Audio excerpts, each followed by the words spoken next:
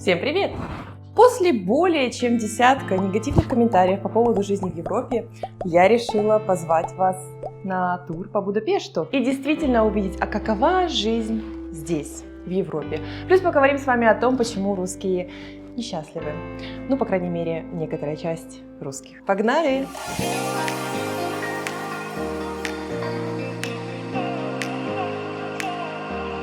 Я вернулась из России неделю назад, и последние дни в России я буквально готова была плакать. Я очень сильно хотела домой, сюда, в мой любимый Будапешт. И здесь я осознала, почему же многие русские несчастливы. На мой взгляд, русские застряли в состоянии сравнения. Мы привыкли сравнивать с тем, как было в 90-е, как было в 80-е. Было сложно. И по сравнению с тем временем сейчас просто классно. Сейчас полки ломятся от изобилия продуктов. В принципе, продуктов у нас очень много, разные производители. С этим кризиса никакого не наблюдается. В принципе, каждый человек может прийти в медицинское учреждение и получить какую-то медицинскую помощь. Первую помощь, да. Школы, сады, в принципе, все это есть. Пускай есть недостаток с местами в садах, но в целом все это есть. И люди счастливы. Для них это потолок того, что может быть. Но почему же русские не хотят сравнить с тем, а как может быть лучше? И вот здесь, живя в Европе, я просто осознала, насколько можно жить качественнее, красивше и просто получать удовольствие от каждого дня. Несмотря на то, что ты работаешь, несмотря на то, что у тебя куча дел, столько всего нужно сделать, а ты просто кайфуешь от жизни. И это так классно. Я сейчас записываю это видео, надеюсь, кому-то это, может быть, даст пищу для ума, для мозгов, для ума, для того, чтобы все-таки уже отвернуться от этих 90-х и посмотреть на то, как может быть, и сравнивать жизнь в каких-то других местах и подумать, а как бы сделать так, чтобы и в моей любимой стране было так же хорошо. Просто посмотрите, как хорошо. Вот поэтому я безумно скучала, пока была в России. Просто дорожка вдоль набережной. Люди отдыхают, гуляют.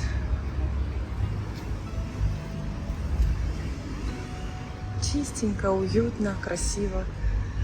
Ничего лишнего. Не так давно в Будапеште отреставрировали первый мост, который был открыт в 1849 году, если я не ошибаюсь. То есть это был самый первый мост, соединяющий сторону Пешт и Буда.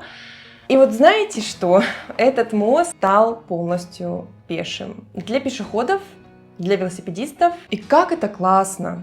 То есть люди просто идут и наслаждаются новым мостом, отреставрированным, да, он сохранил всю свою старинность и изящество, невероятные львы, и вот красота вот этой вот архитектуры, она вся сохранена. И люди могут просто ходить и наслаждаться этим. Блин, ребят, в Будапеште просто везде дорожки для велосипедистов. Ну просто везде. Даже вдоль дороги, там посередине дороги по мосту где-то есть дорожки для велосипедистов, что для меня, честно говоря, очень страшно, потому что я бы не рискнула ехать среди машин большого потока. Самокаты, везде парковочки, везде можно поставить свои велосипеды, самокаты, прикрепить и пойти. То есть вот эти вот мелкие детали, они очень сильно повышают уровень жизни. Когда ты просто идешь по улице, ты устал, вот тебе скамейка, вот тебе урна, вот здесь ты можешь зайти купить себе попить, вот тебе красивый вид, здесь деревья, здесь клумбы с цветочками, ты просто садишься и кайфуешь. И это так просто. Я не говорю здесь сейчас про какие-то невероятные здания, супер крутые кафе или какие-то там развлечения. Нет, это просто банально стоит красивая, аккуратная скамейка, сделан какой-то простой ландшафт, есть деревья, все уютно, чисто и, ну, есть какой-то общий вид города, да, которым ты можешь наслаждаться. Блин, ну это просто makes the difference.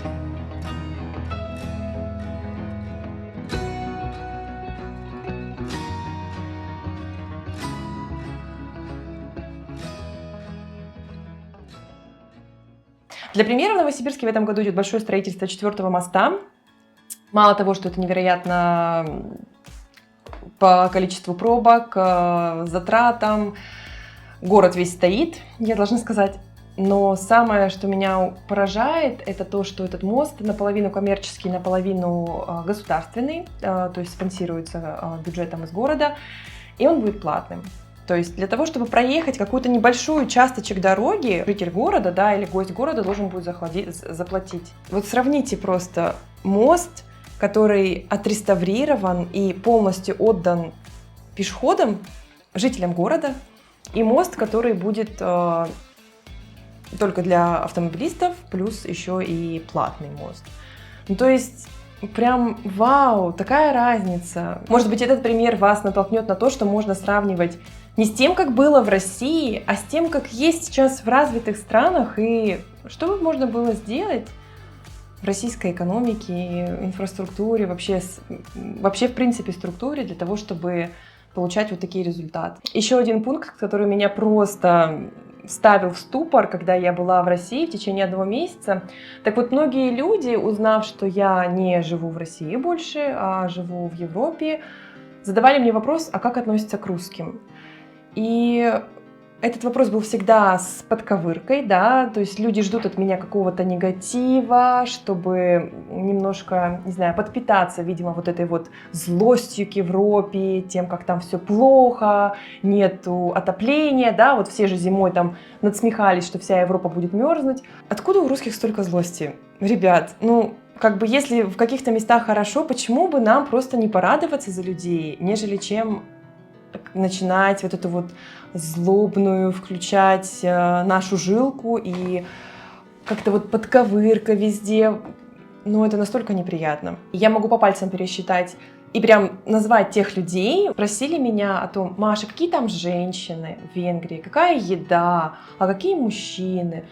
И я так была рада услышать эти вопросы. Думаю, ну, наконец-то меня спрашивают такие классные вопросы. Прям вау. Прям супер. Почему все спрашивают, как там относятся к русским? Все эти вопросы, они, ну я не знаю, люди так и ждут вот этого негатива, который просто льется в уши из телевизора, изо всех источников, которые сейчас официальные в России, льется людям в уши.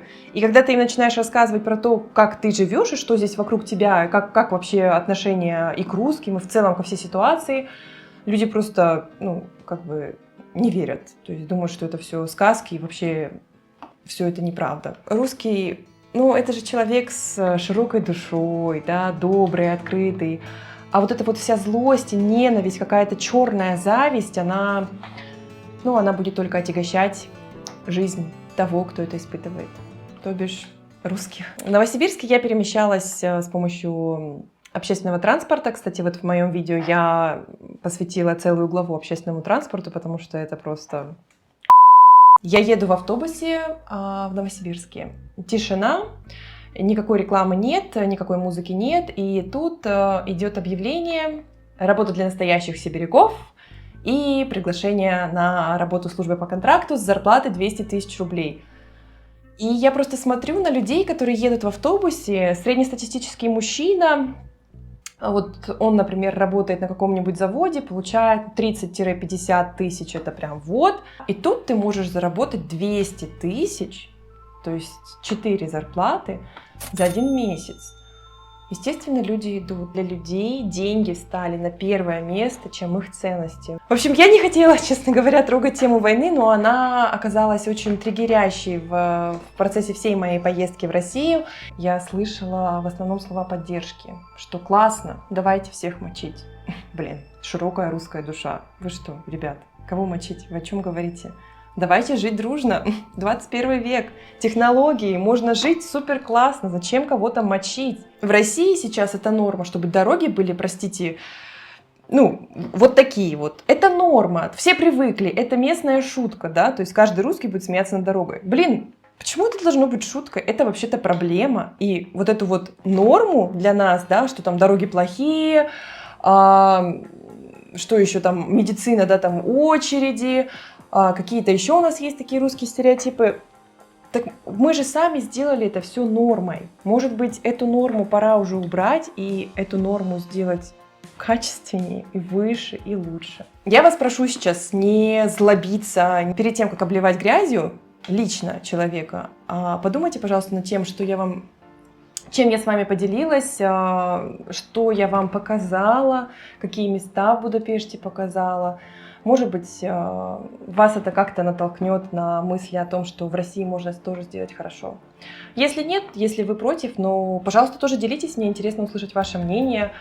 Просто помните, что я тоже человек, у меня есть чувства, и я никого лично здесь не обижала. И нет у меня цели кого-то обидеть, кого-то задеть. Моя цель — это просто поделиться своим впечатлением, своим опытом, и надеюсь, он кому-то будет полезен.